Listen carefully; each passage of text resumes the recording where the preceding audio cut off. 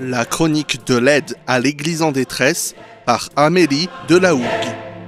Chers amis, bonjour. Aujourd'hui, je souhaiterais vous parler du drame qui s'est produit à Haïti il y a quelques jours.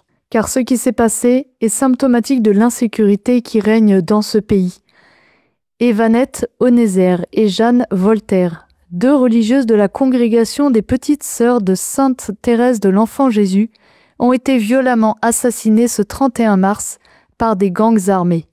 L'attaque s'est produite à Mirebalais, une ville qui est située à seulement une cinquantaine de kilomètres de la capitale, Port-au-Prince. Au moment des faits, les deux femmes se trouvaient en mission dans cette ville lorsqu'elles ont été contraintes de se réfugier dans une maison voisine face au chaos ambiant. Mais hélas, elles ont malgré tout été tuées ainsi que 6 autres personnes dans cette maison. Alors la conférence épiscopale d'Haïti a évidemment exhorté à mettre fin à ces violences le plus rapidement possible. Les évêques condamnent également l'inaction des autorités haïtiennes. L'Église demande aussi à la population de rester vigilante, de prier et surtout de ne pas céder à la haine, ce qui est un risque majeur.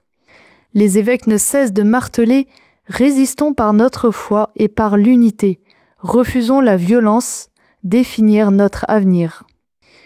Dans une lettre adressée aux religieux et religieuses de l'archidiocèse, datée du 30 mars, donc la veille des affrontements, l'archevêque de Port-au-Prince décrivait la situation qu'ils vivent au quotidien ainsi, je le cite, « Nous sommes en train de vivre l'un des pires moments de notre histoire.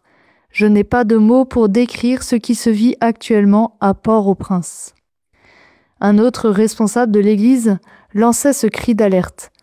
« Ici en Haïti, notre carême est vraiment un calvaire, mais nous l'offrons en communion avec les souffrances du Christ. Haïti brûle et a besoin d'une aide urgente. Qui viendra à notre secours ?» Alors, cette semaine, face à ce drame, nous vous invitons à prier pour nos frères chrétiens en Haïti et surtout pour les religieuses. Certaines connaissaient les 2 sœurs assassinées, mais malgré tout, elles continuent leur mission au quotidien, parfois la peur au ventre. Un courage et un engagement qui forcent l'admiration, comme l'a salué d'ailleurs l'évêque de Hinche.